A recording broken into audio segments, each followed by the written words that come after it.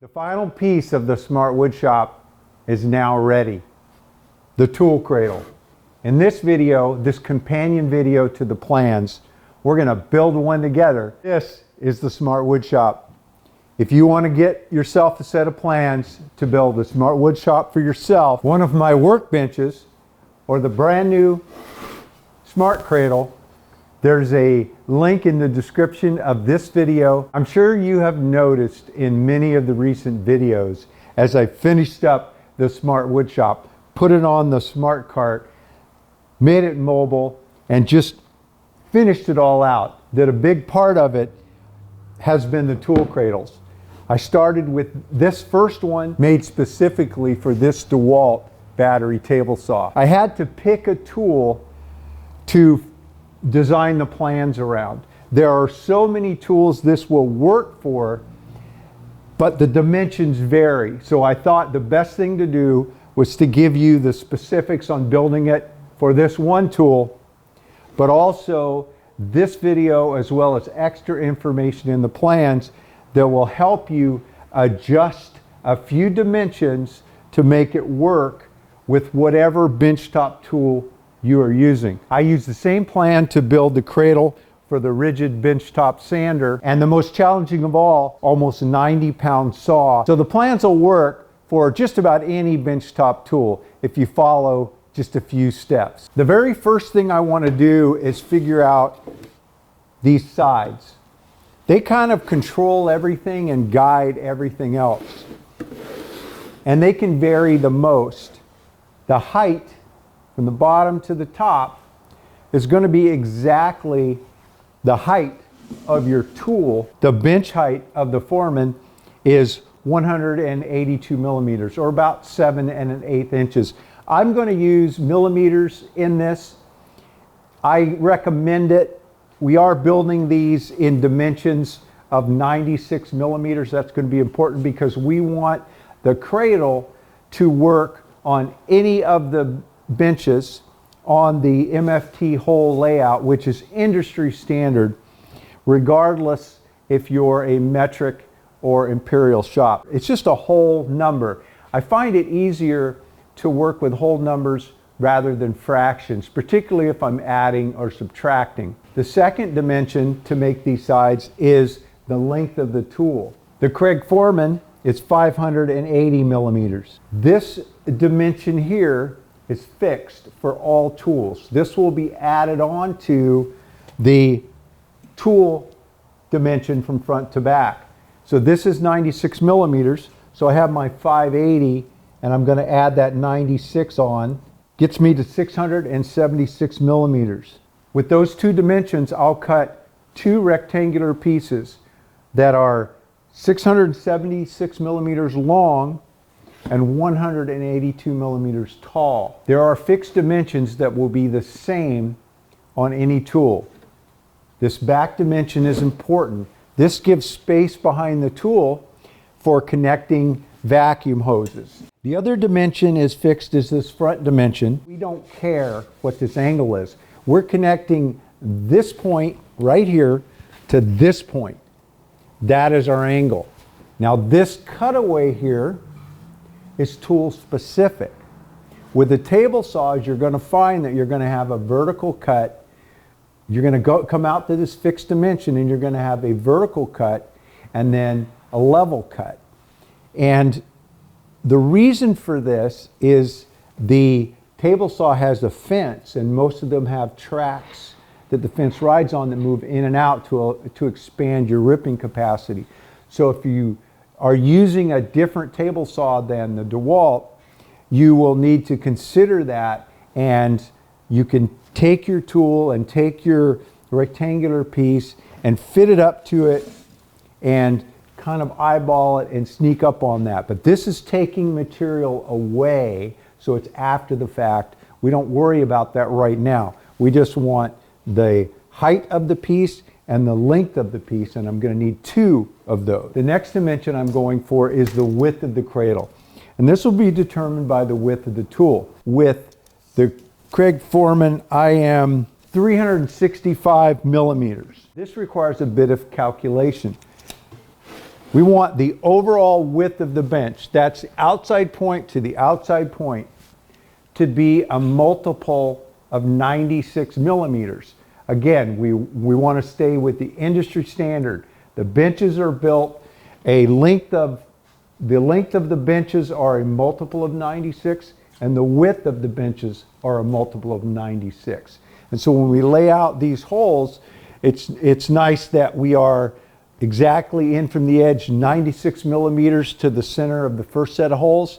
Same thing from the other side, 96 millimeters in between. It doesn't matter where we're coming from, and that allows us to put it on the side of the benches, the ends of the benches, offset it on the benches. To get that 96 millimeter multiple for outside to outside, I have to remember that the sides are going to be in addition to the space in between, and that is 18 and 18. So again, I like those whole numbers instead of fractions. So I know that whatever dimension I have, I'm going to have to include that 36 millimeter. So in this case, at 365 millimeters plus the 36 millimeters, which gives me 401 millimeters. Now I'll take that number, divide it by 96, 4.177. So we'll call it 4.2. That is the number of 96 millimeter spacings. I want to round it up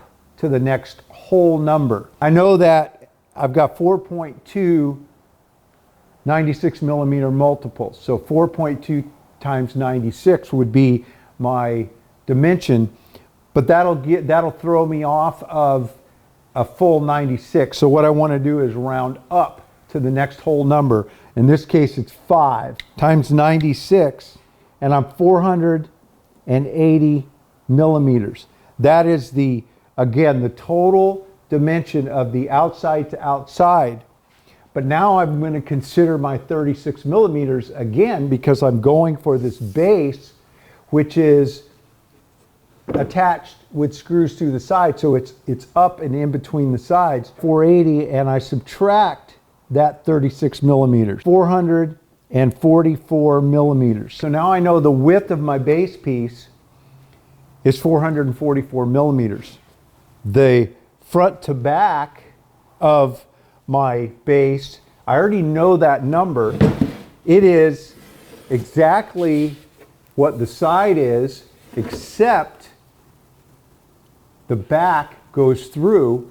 That's 18 millimeters. So the base then, from front to back, is the side dimension minus the thickness of the material, 18 millimeters. Remember, that number from the sides is 676. So I'll take that 676 and I'll minus 18, 658 millimeters. So I know the width of my base is 444 millimeters, and the depth of my base piece is 658 millimeters. So now I have the numbers to make the sides and the base. Things get easier from here. There's a subtop that is this 96 minus the 18 on the back, but we know the length of it is going to be the same as the width of the base. The back is exactly the same overall height as the side, and the width of the back again fits in between the sides, so it's exactly the same width as the base. I'm not going to worry about cutting all of those pieces right up front, and neither should you. We'll start with the sides and get those kind of roughed in and close, and then we'll be able to cut the base. The base I make out of a solid piece of plywood. This is important. I don't want to take rips and try to connect this with biscuits and screws or pocket screws or dominoes or anything. I want the structure of these laminations going all the way around. I'm going to cut out a nice big chunk, so I'll be salvaging that material that I can use for something else, so it's not a waste. What I cut away, I show on the plan, is I left 80 millimeters on all sides and 100 on the back. That was based on the feet of the table saw. What I want to do is take away as much material as is reasonable to maintain the structure, but I don't want to take away so much that when I set the tool on there, that the feet of the tool would not have somewhere to rest. Now in this case, the Forman doesn't have any feet. The base goes all the way around. So when I cut this away, I'm going to go with that 80 millimeters, and I will be able to firmly have the tool rest on that. This shape here is going to vary from tool to tool. What's critical is this is the fixed dimension right here, right here, right here. That's all the same. And so I'm just essentially making lines from the outside in 65 millimeters, connecting all the dots, and then I route that away. Pretty easy to do. And again, it just lightens everything up. And also it gives a couple of nice good handles. These cutaways not only reduce the weight visually and physically, but also that's where the vacuum hose goes in on either side. I've done my math, I've got my dimensions. Now it's time to start making some sawdust. Fortunately, I had a bunch fall off from other projects, so I did not need to break out a brand new full sheet of plywood. I ripped the sides first to the proper height to match up with the tool. And then I took that rip and just confirmed that it was the right height. Then noticed here that it was just a little bit tall. So I'll cut that down a little bit more. With both sides ripped, I went ahead and did one more quick test by putting them up on each side and taking a straight edge and just confirming that everything is exactly how I need it. Now I'll cut the sides to length, set up my stop on the miter saw, and then kind of scribe through the top, and then I'll flip it over and cut all the way through. This just saves me a little sanding time and gives me nice crisp edges. Now I want to set up to cut my angles. So I've got my two fixed points, my 65 millimeters on the leading edge, and then my 96 millimeters on the top edge, and then I'll just draw a line and connect those 2 points. I'm not having to consider that plumb cut because it's not a table saw. If I had a table saw, then at this point I would be holding it up to the table saw and kind of testing it out to see that drop cut or that plumb cut, and then the level cut. And then from that point I would connect the lines, just like the plans show for the DeWalt saw. Now I'll use my Festool track saw and my short track to cut that short angle. I ended up with this short track when I bought a used Festool on Craigslist that came with it. I don't know that I've ever went out and bought this track thinking it wouldn't have that much use, but I'll tell you, in the years that I've had it, I think I use this more than the other two longer tracks combined. Now I'm going to take that same short track, I'm going to make the base now, I'm going to cut the width and the depth of it with the same tool. I've attached the TSO square guide as well as the parallel guide so that I can get the dimensions exactly right. I can dial this thing in and it'll give me a perfect square cut at exactly the length that I am going for. With the sides and the base cut, I just put them up next to each other and I'm able to measure what the back needs to be. And this is what I was talking about earlier. Once you have the sides and the base figured out, everything else just fits in between, so you don't have to do any calculations other than just actually measuring in the field as you're assembling. Now I'm going to cut the subtop. It is a fixed dimension as well. It fits in between, so it's the length that the base is wide, and then we know that the overall is 96 millimeters, but it's 96 minus the 18 millimeter back, so that's a pretty easy one to figure out and rip on the table saw. Now I'm going to prepare the top. The top is the connector that ties it into the bench. This is a fixed width dimension. The tool doesn't matter. It has to do with how it connects to the bench and based on the whole layout on the bench.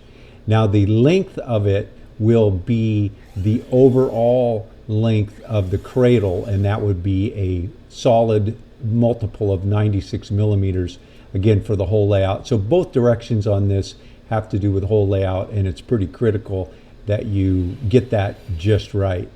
With all of the pieces cut now and ready for assembly, I'm going to do a little bit of milling. So I'm going to cut out the openings on the sides. On the plans, I call for 65 millimeter. I like that. This particular one, the sides were so short that I shrank those down to 40 millimeters. At this point, I'm not sure as I'm making it if they're going to work out, but I can tell you after the fact they worked out just fine. For this is a lightweight tool, and so I still got the structure that I needed. So to make this, I'm using my typical routing with a bushing guide, and I just need to put a guide on. So I've taken some scrap 18 millimeter ply that I've had around. I drew the lines around on the side, and then I just screwed them into place. Of course, it leaves screw holes in the sides, which don't really matter for a tool in my opinion, but I could fill them if I needed to. I didn't have room to clamp, so I needed to use screws to hold it in place. But I'll put 3 little pieces of this 18 mil around, and then use the router with the bushing guide to follow that pattern, and that will give me the cutout. If I had the vertical or that plumb cut for the table saw, then I'd have more pieces because the shape would change a little bit. There'd be a level rather than just the bottom, the top, and the end. For the other side, I'm going to cheat a little bit here, and I do this often. So I have the one side cut, and I'm using it as a pattern.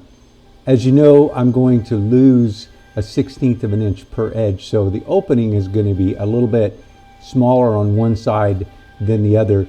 But it's one of those things you'd have to take out a tape measure to really see the difference. It isn't going to impact the functionality, and it just saves me a little time.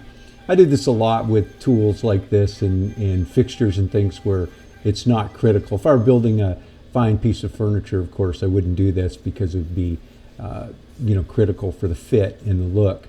To begin with, I want to apologize about these overheads. It's really tough to match up the video. I am currently using a GoPro action cam from above, and I have a couple of problems with it. One, the files don't match up with the main camera, so sometimes I can't get them to line up and can't use them at all.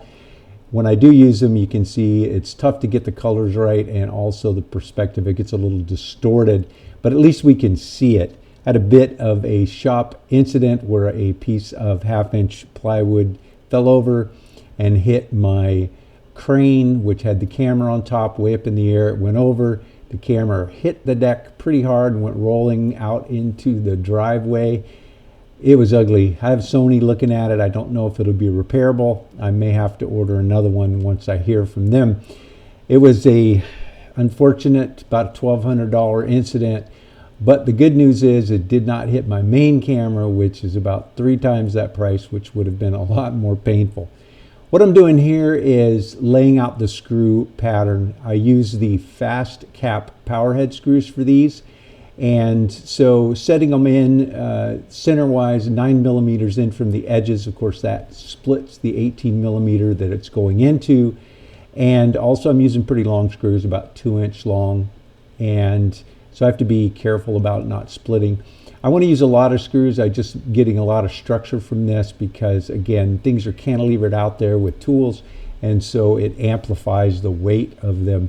I will use glue as well to help keep it all together. But so here I'm using that drill bit that I recommended in another video, and that's from FastCap as well. It drills some really nice holes, countersunk holes for those big headed screws, those big flat headed screws that give you, that's the power head. It really holds things together better than the smaller head screws. So I get the layout that I want, and I'm thinking about screws coming in for different directions, so that also offsetting. So consider that. I laid it out on the plans considering all of that, but if you're building your own, just think about that. If you do accidentally start to put one screw in and it interacts with another one coming in from a different angle, you can just back it out and use a shorter screw, or just move it and then fill that hole. So I wouldn't get too worried about it. Now it's just assembly, gluing up the pieces and screwing everything together, a little clamping here and there. I probably won't show you too much of this because you can see it on the plans, but the pieces are all cut to the appropriate lengths and milled, and I've already sanded them a little bit, routed over, beveled over the edges, and it's a matter of just putting it all together, making sure everything fits up and flushes up. With the cradle assembled, I'm going to go ahead and put the Kreg Job Site Forman in, and I'm going to push it over to one side tight so it's touching one of the sides. And then on the opposite side, I'm going to measure that space, the width of space between the side of the tool and the inside of the side. And then I'm going to take that dimension and split it in half and cut me a strip of plywood, 18 millimeter plywood, that will go in on either side, just screw down to the base. And then the saw will just fit in between those two. And again, because the overall dimension of the cradle is a little wider, I've got a little floating space and I just want to lock it in. I did on the table saw include a couple of rectangular or square stops in the back, and that was to shove the table saw up against, so it had side stops and back stops to really line it up. This didn't need the back stops. Now I'm going to take the top piece. This is the connector that ties everything into the bench. This is where I'm going to lay out the 20 millimeter holes on 96 millimeter centers. And coming from the sides of the cradle, it would be the ends of the top, I'm going to measure in 96 millimeters and then lay it out across 96 millimeters. I can come in from either end because it would be like a mirror image. And then I'm doing 2 rows. Each row is measured in 32 millimeters in from the edge. So I'll have 2 holes or series of holes lined up. And then I am using the Parf Guide Mark II, the tool that I use constantly to make my benches and router tables and just pretty much everything. It is one handy tool that if it went missing, I'd have another one ordered the same day. Now I'm going to cut the dowels. These are the attachment points to drop the cradle onto the bench. I have determined, since I was able to make it work with the saw stop, the almost 90-pound saw, and it works so well, that I'm going with it with all of them rather than the Smart Connects, because this way it's quicker to move them around. Determining on where they go depending on the tool and how many. With the saw stop I had 4, and I set the 2 outside ones in a little bit because with the table saws I like to cantilever off a bit so that I get more ripping room. With this tool I set them on the 2 outside holes.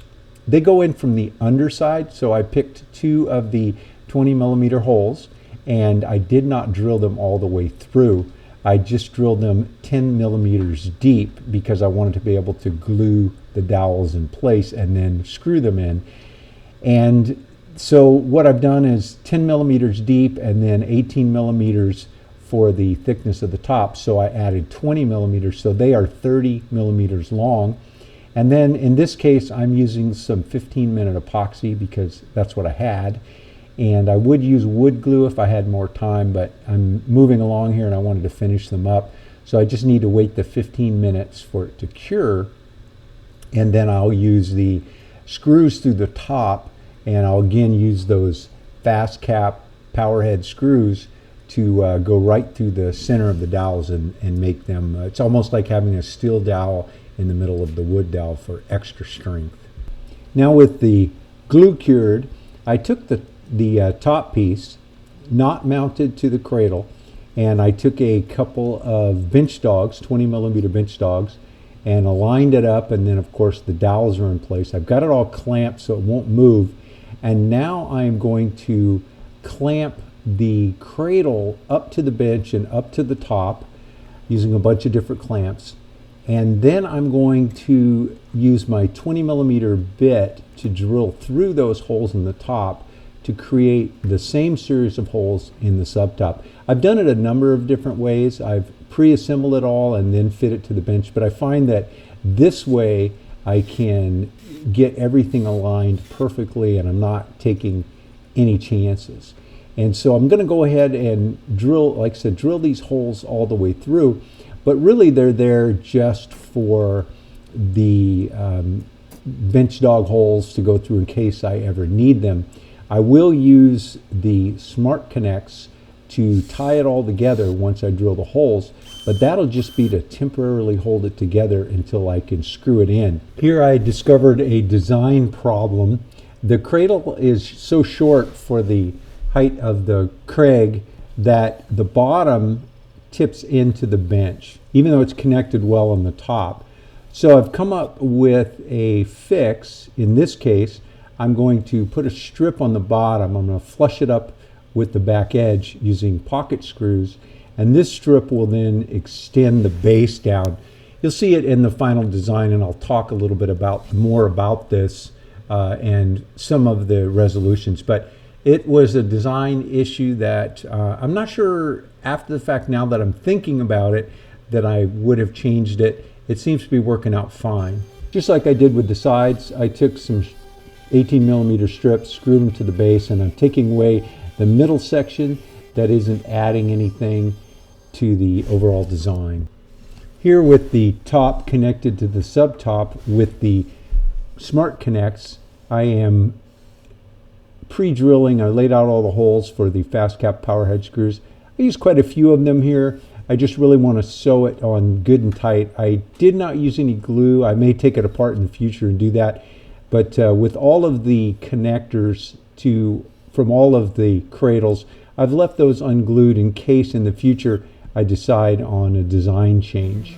So I tested it out. Everything works great. So now the final detail, I'm going to sand it up, clean it up real good, fill any holes that I want to fill, and route any edges with that chamfer bit. That finishes up the Kreg Forman cradle. A couple of points I want to make. So when you are designing whatever cradle for whatever tool you have, I would do this different possibly if I were starting over. When I calculated the height, this is a fairly shallow benchtop tool, and I did not think about the height not being as deep as the bench. And so I discovered that the bottom edge was falling into the opening. And of course I could offset it to one side so it would hit a corner, but that still gave it some little bit of tweaking. You know, you got to realize you're cantilevering out there, so you really want this solid back. That's why I don't cut out any of the back. That's where the resistance is. It's tied in well to the top, but it's torquing. And so I had to add this piece. Possibly what I would have done if I were to start over would be to make this side as tall as I ended up being here, and then doing build-ups inside to raise the tool up. That could also come in handy if I wanted to make a general purpose cradle and use different tools in it, like this, where there's not a lot of customization. This turned out okay. What I think I'll do for me is I'm going to just leave it like this for a while, but I may put some runners the same width as this one down the two sides, or maybe just some feet in this corner so that when I'm resting it in the trailer or storing it, it'll sit flat. As it is now, when I put it on the shelf in the trailer, it's going to be at that bit of an angle. Not a big deal. I may or may not make any changes. In the plan, I added a final page that is some notes and some mathematical formulas on how to calculate widths and depths so that they work out on the 96mm. I hope they're not confusing. Along with this video and just realizing the relationship of the width of things and the depth of things, once you figure out these sides and you figure out the base, everything else falls into place. Everything has to fit in between and match up. So just pay attention to the design. Everything is lapped, meaning the sides run through and the back runs through, the top runs over. Those are all intentional, and you need to stick with that. And with a tool like the Forman, I might want some material support. So I thought, well, most likely I'd be mounting it on the side of the bench so that the material will run through and be supported with these. And then if I'm working away using the table saw or doing plywood breakdowns or whatever, I can just lift the whole thing off as one piece and set it on the floor. Or because I haven't decided if I'm going to bolt the Forman down or not, I could just lift the Forman off and set it on the floor. I hope this build video will help you make cradles for all the tools that you will find handy to hang off of your bench. I really think the cart has made these cradles really important, again, because we can move things around without resetting the tools, which really helps when you're on the job or if you're working in a small space and you have different operations. So you can move the bench around for those long rips and then push it back into a corner for the rest of your work. If you enjoy these how-to videos, be sure to give me a thumbs up and subscribe. And remember, ring the bell so you'll know when I put up a new video. Thanks for dropping into the Smart Woodshop. You stay safe and have a great day.